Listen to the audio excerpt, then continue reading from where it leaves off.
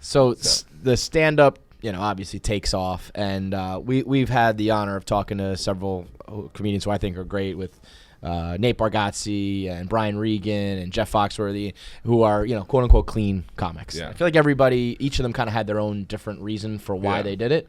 And it sounds like you used to let it fly and then decided to take that out of your act? Yeah, I mean, some of it, there's a bunch of reasons, but some of it was, I would say the big picture is authenticity.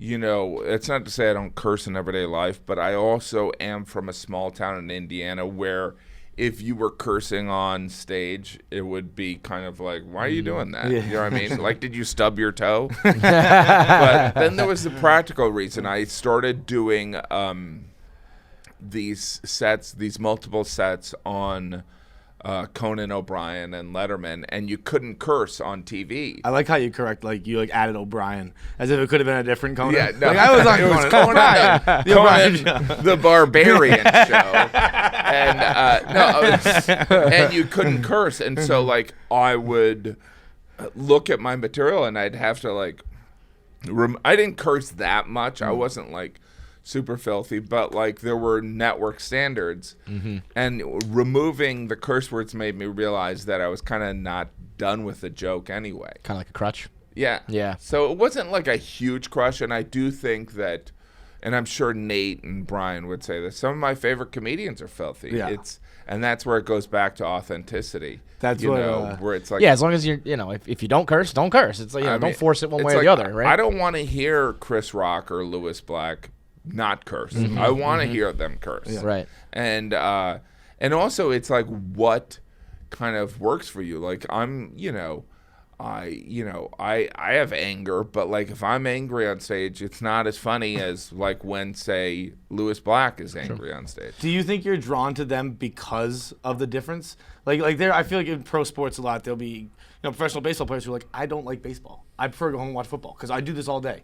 That's my lane. Do you think I'm a clean comic? I like to see someone really go off.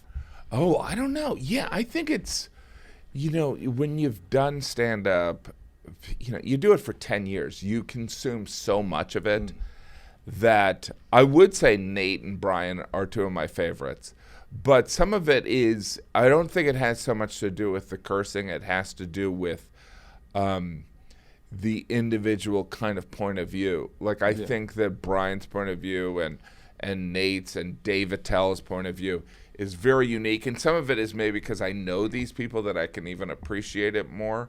But it doesn't matter if it's cursing or, subject matter. I find it very interesting to watch someone like Carrot Top. I think it's we go through this purity test of what is art or what is this, and it's you do it long enough and you're it's just about whether it's funny or not. Yeah, Amen. Funny is funny. It doesn't matter if you say fuck or not. It's just make people laugh. That kind of reminds me of a story. I think it was, I forget if I'm getting it wrong, but I believe it was Andy Samberg and Bill Hader were both in an elevator up to their SNL auditions, and Samberg had a ton of props and Hader had none.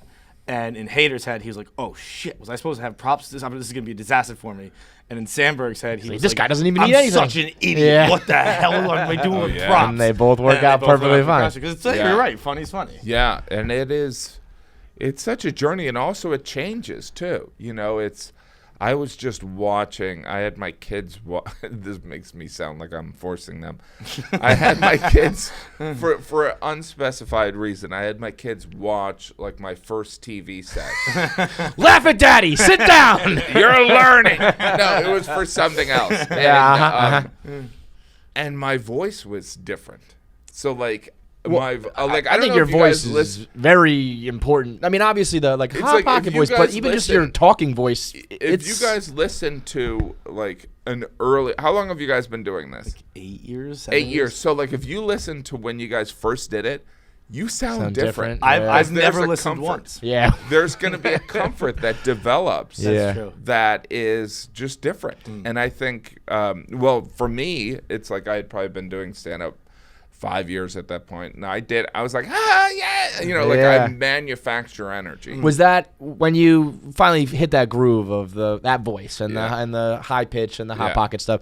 That's, you know, how intentional is that? How much did you realize the crowd responding to that? I'm going to work that in, or that was just kind of. It's so, you know, it's like It's so brilliant. It's so simple, but it's so Oh, funny thanks. and brilliant. I just, you know, I tried forever to figure it out.